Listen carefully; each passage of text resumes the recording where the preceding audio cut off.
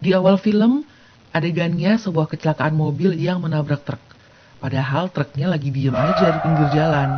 Tapi mungkin karena pengaruh narkoba, jadi pria tersebut yang mengemudi nggak fokus.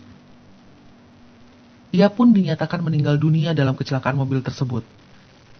Ketika polisi memeriksa isi handphone pria tersebut, ia terkejut karena menemukan fakta bahwa ia mempunyai riwayat dan daftar nama penyalur narkoba di India. Yang bikin terkejut lagi adalah karena polisi mengetahui kalau ada seorang nama anak pejabat yang terlibat di dalamnya. Lalu ia menelpon pejabat tersebut. Dan ia diperintahkan untuk menyembunyikan barang bukti tersebut. Kemudian adegan langsung beralih ke selanjutnya. Ini adalah sebuah keluarga yang sedang membawa anak lelakinya untuk dijodohkan. Mereka bertemu, namun VJ, nama lelaki tersebut, memilih untuk bicara dengan ayah gadis itu. Ternyata ia bicara bahwa sebenarnya ia sudah mempunyai kekasih dan berencana untuk menikah. VJ lalu merencanakan untuk membuat pesta kecil-kecilan bersama temannya, sekedar berkumpul. Lalu di sini kita diperlihatkan adegan sebuah kelompok yang bingung untuk mengatur merampok uang di mesin ATM. Salah satu dari mereka sudah mulai memeriksa kondisi. Nah, di saat itu pula VJ pergi ke mesin ATM tersebut untuk mengambil uang persiapan bersenang-senang bersama teman-temannya. Sebelumnya ia pergi ke nightclub dulu bersama pacarnya yang bernama Curty. Saat sedang bersama kekasihnya, tiba-tiba dua pria bertubuh besar menghampiri mereka dan meminta VJ mengikutinya. Ternyata ia dituduh menggunakan uang palsu untuk membayar minuman di klub tersebut. Tentu VJ terkejut karena ia baru saja dari ATM untuk mengambil uang tersebut. Kemudian polisi datang dan menangkap mereka. Di kantor polisi, mereka berusaha membela diri karena tak tahu menahu tentang uang palsu. Kemudian ayah dari sang gadis datang dan berhasil melepaskan Curty untuk dibawa pulang. Saat ayah gadis tersebut berusaha membawa pulang VJ, karena ia mengatakan bahwa ia akan segera menjadi menantunya. Namun, polisi mengatakan, boleh dibawa pulang asal ia bersedia ikut konferensi pers untuk memberi keterangan tentang beredarnya uang palsu. Sang ayah gadis tersebut terdiam dan pulang. Video konferensi pers mulai tersebar. Nama VJ dan keluarganya tercoreng. Ia harus menjalani hukuman setiap hari tanda tangan ke kantor polisi. Dan ini adalah saat seorang polisi memberitahunya bahwa biasanya kepolisian jika tak punya barang bukti lengkap, mereka akan olah TKP lagi. VJ terinspirasi. Ia mulai mencari bukti bahwa ia tak bersalah. Dimulai dengan ia datang ke mesin ATM pertama, ia mengambil uang. VJ mulai meruntun kejadian, meneliti beberapa CCTV yang terpasang di sekitar ATM tersebut. Ia lalu bertanya pada salah satu bengkel yang memasang CCTV mengarah ke ATM. Namun karena tak ingin terlibat kasus besar, sang bos di bengkel tersebut mengatakan bahwa CCTV tersebut hanya aksesoris. Ia berdalih tidak berfungsi, padahal CCTV tersebut berfungsi. Kemudian VJ lanjut bertanya pada satpam ATM. Satpam tak mengetahui apa-apa. Saat VJ pergi, si satpam menghubungi seseorang dan memberitahu bahwa ada seseorang yang menanyakan CCTV. Kemudian, orang yang ditelepon oleh satpam tadi segera memberitahu atasannya. Dan lelaki itu menghubungi pihak bank dari mesin ATM tersebut.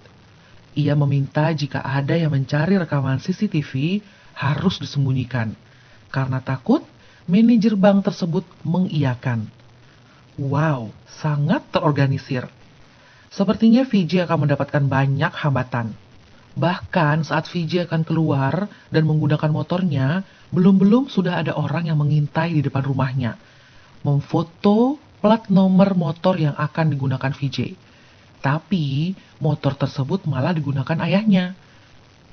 Di tengah perjalanan ada truk yang mengincarnya. Dengan sengaja ayah VJ ditabrak. Saat sudah sadarkan diri, ayah VJ mengingatkan anaknya untuk harus selalu kuat.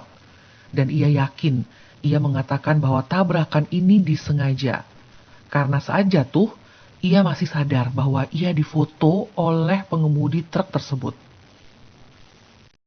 VJ mulai panik dan emosi. Ia kemudian bertemu dengan detektif bernama Narada. Di saat yang sama dan di tempat yang sama, Kerti, kekasih VJ, dipertemukan dengan pria yang baru yang akan dijodohkan. Namanya Rajesh. Saat mereka akan melakukan selfie, Kerti tiba-tiba melihat VJ dan ia langsung menghampirinya. Dan sedikit marah karena beberapa waktu lalu VJ sempat memutus hubungan dengannya. Kerti menunjukkan rasa tak ingin berpisah. Di saat mereka bermesraan, Narada mencari mereka. VJ dan Narada kembali menelusuri TKP. Di mesin ATM, mereka kembali membongkar-bongkar kertas di tong sampah. Lalu ia mencoba mengingat-ingat. Sampai akhirnya, VJ mencari satpam ATM Sitarambak yang bernama Halil. Ia bertanya pada Halil mengenai satpam tua yang menjaga ATM pada malam itu. Saat ia mengetahui nomor teleponnya, VJ mencoba menelpon. Ternyata, ia mendapat kabar bahwa satpam tersebut telah meninggal dunia karena ditabrak truk. Perjalanan VJ akan semakin panjang. Dalam perjalanan VJ dan Narada menyelidiki, mereka dikejar oleh truk yang sama, yang tentunya akan menabrak mereka berdua. Tapi mereka berhasil mengelabuinya dan menghajar pengemudi truk tersebut.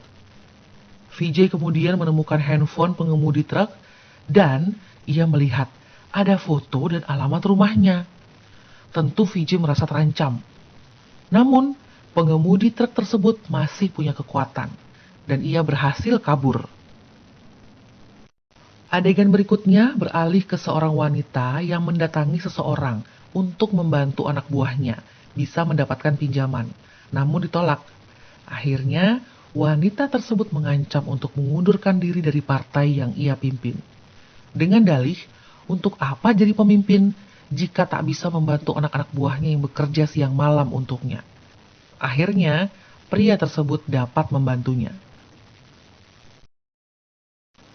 Sesampainya di rumah, wanita tersebut yang bernama Purna bertemu dengan suaminya yang meminta uang dengan jumlah yang banyak. Ini adalah laki-laki yang tersangkut kasus uang palsu, Ajay namanya.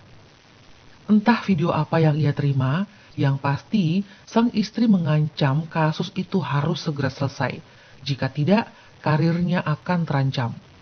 Pimpinan geng uang palsu tersebut bernama Ajay menelpon inspektur. Ia mengirimi nomor telepon. Ia meminta polisi melacak nomor tersebut. Namun mereka hanya menemukan ponsel dalam bajai. Adegan beralih pada Kerti dan keluarga yang masih sibuk dengan Rajesh. Ia tiba-tiba menggoreskan tangannya dengan pisau dan bertanya pada Rajesh, "Apakah kau berani berkorban untukku?" Rajesh cuma bisa berteriak. VJ akhirnya datang dan bertanya pada Kerti. Ia hanya menjawab bahwa ia ingin bunuh diri. VJ lalu mencoba meyakinkannya untuk sabar dan mengatakan bahwa ia sedang berjuang untuk membuktikan ia tak bersalah. Lanjut ke adegan berikutnya. VJ dan Narada, juga teman-temannya, tiba-tiba menggerebek rumah sang manajer bank. Mereka mengancam sekaligus bertanya, mengapa sang manajer menghindari memberi rekaman CCTV? Sang manajer hanya menjelaskan sedikit. Intinya, ini adalah kasus yang besar yang membuat dia tak bisa berkutik. VJ, Narada, dan teman-teman lalu pergi ke kantor bengkel dekat ATM untuk menyelidiki rekaman CCTV. Pegawai bengkel tersebut adalah teman VJ. Ia membantu.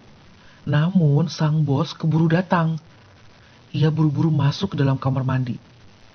Tak terduga, sang bos mafia, Ajay, mengirimkan anak buahnya untuk menyergap pemilik bengkel tersebut dan menanyakan rekaman video. Malah tiba-tiba teman dari pemilik bengkel pun datang dan terlibat juga untuk disergap. Dan ia dimintai rekaman video yang mereka sama sekali tak paham. Akhirnya, mereka berdua dibawa untuk bertemu dengan Ajay. Cerita semakin rumit, karena ternyata teman sang pemilik bengkel menyembunyikan ponselnya, dan hal itu dimanfaatkan oleh Vijay. Ia ternyata menyimpan rekaman CCTV. Adegan berikutnya kita beralih ke seorang wanita. Wanita ini adalah orang yang pernah ditolong Vijay di pinggir jalan. Ia pernah hampir ditabrak truk. Di sini Vijay bersama laki-laki yang menyimpan rekaman CCTV di ponselnya. Wanita ini bercerita tentang suaminya bernama Raffi. Ceritanya flashback. Kisah suaminya yang dibunuh oleh Purna, seorang wanita pejabat yang sudah kita bahas tadi. Raffi adalah laki-laki setia dan baik hati. Dia pekerja keras dan menyayangi keluarga. Suatu hari, ia bertemu dengan Purna. Raffi membuat pernyataan ingin membuat para wanita bisa terlibat dalam dunia politik. Purna yang sudah mempunyai kekasih saat itu jatuh cinta dengan Raffi. Dan Raffi sudah menikah, juga punya anak satu. Semakin hari, Purna jadi semakin dekat dengan keluarga kecil Raffi. Singkat cerita, lama-lama Raffi jatuh dalam perangkap Purna. Mereka semakin dekat. Suatu hari, Purna ingin membunuh keluarga Raffi demi mempertahankan cintanya. Raffi marah. Dan tentu Raffi lebih memilih istri dan anaknya. Purna pun tersinggung. Tanpa pikir panjang, ia menembak mati Raffi. Dan ada banyak CCTV di sekitar situ yang merekam kejadian tersebut. Ayah Purna mengetahui hal tersebut. Bahkan akhirnya juga mengetahui kasus Ajay mengenai uang palsu. Namun, ayah Purna tidak marah, malah mendukungnya. Masih ingat seorang laki-laki teman dari pemilik bengkel yang ditembak bos mafia Ajay?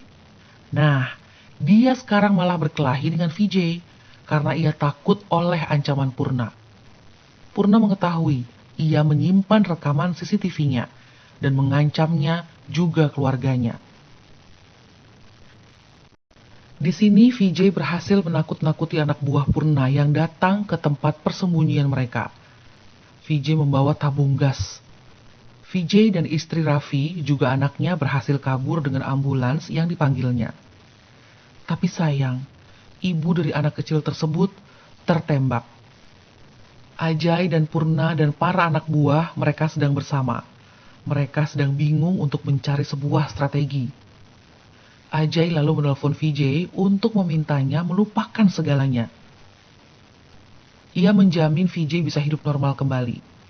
Namun Vijay tak percaya.